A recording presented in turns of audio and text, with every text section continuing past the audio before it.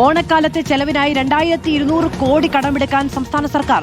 ശമ്പളം, പെൻഷൻ, ക്ഷേമ ആനുകൂല്യങ്ങൾ, ബോണസ്, ഉത്സവ ബത്ത എന്നിവയ്ക്കായി 10,000 കോടി രൂപയാണ് ചെലവ് പ്രതീക്ഷിക്കുന്നത്. ഇതോടെ UDF സർക്കാർ അധികാരത്തിലെത്തിയതിനു ശേഷമുള്ള കടമെടുപ്പ് 14,400 കോടിയാകും. ഏപ്രിൽ മുതൽ ഡിസംബർ വരെ 23,000 കോടി രൂപ കടമെടുക്കാനുള്ള അനുമതിയാണ് കേന്ദ്രം നൽകിയിരിക്കുന്നത്. രാഹിസ് ഋഷി വിവരങ്ങളുമായി ചേരുകയാണ്. രാഹിസ്, 23,000-ൽ 14,000 കോടി രൂപ കടമെടുത്ത് കഴിയുന്നു. ഈ മാസത്തോടുകൂടി 14,400 കോടി എന്നതാണ്. തൊട്ട് മുൻപ് വന്ന കണക്ക് പ്രകാരം 10,800 കോടി രൂപ മാത്രമായിരുന്നു കടമെടുത്തത്. ഓണക്കാലത്തെ ചെലവുകൾ കൂടി കണക്ക് കൂട്ടിയാണ് ഇപ്പോഴുള്ള കടമെടുക്കൽ. മധു, ഓണക്കാലത്ത് വലിയ തോതിലുള്ള ചെലവ് സംസ്ഥാന സർക്കാരിന് വരുന്നുണ്ട്.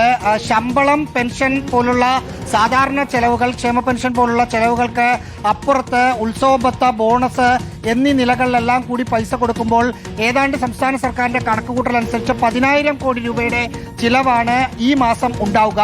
അത് മുന്നിൽ കണ്ടാണ് 2200 കോടി രൂപ കൂടി കടമെടുക്കാനുള്ള തീരുമാനം എടുത്തിരിക്കുന്നത്.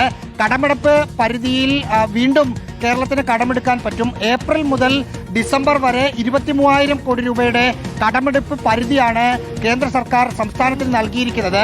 കഴിഞ്ഞ സാമ്പത്തിക വർഷം അത് 29,500 കോടിയായിരുന്നു. അതിൽ നിന്ന് വീണ്ടും കുറച്ചിട്ടുണ്ട്. അത് കുറച്ച് കൂട്ടണം എന്ന് കേരളം ആവശ്യപ്പെട്ടിട്ടുണ്ടെങ്കിലും അത് അംഗീകരിക്കാൻ ഇടയില്ല. സാധാരണഗതിയിൽ എല്ലാ സർക്കാരും മാറി മാറി വരുമ്പോൾ കേന്ദ്രം പറയുന്ന കടമെടുപ്പ് പരിധി പൂർണ്ണമായും എടുക്കുന്നതാണ് ഒരു രീതി. ഈ സർക്കാർ അധികാരത്തിൽ എത്തിയതിനു ശേഷം മെയ് 26-ാം തീയതിയാണ് ആദ്യമായി കടമെടുത്തത്. ആ കടമെടുപ്പാണ് ഇപ്പോഴും തുടരുന്നത്. കടപ്പത്രം ചൊവ്വാഴ്ച പുറത്തിറക്കുകയും ചെയ്യും. ശരി, കടമെടുക്കുന്നു. അതിനു പുറമെ പണത്തിനുള്ള ഞെരുക്കം നേരിടാനായി ട്രഷറിയിൽ ഒരു പ്രത്യേക നിക്ഷേപ സമാഹരണം കൂടി ആരംഭിച്ചിട്ടുണ്ട് സർക്കാർ. 2 വർഷത്തേക്കോ അതിൽ കൂടുതൽ കാലത്തേക്കോ സ്ഥിര നിക്ഷേപങ്ങൾക്ക് കൂടുതൽ പലിശ നൽകാനുള്ള തീരുമാനം കൂടി സർക്കാർ എടുത്തിട്ടുണ്ട്. എങ്ങനെയും ഞെരുക്കം അതിജീവിക്കുക എന്നതാണ്.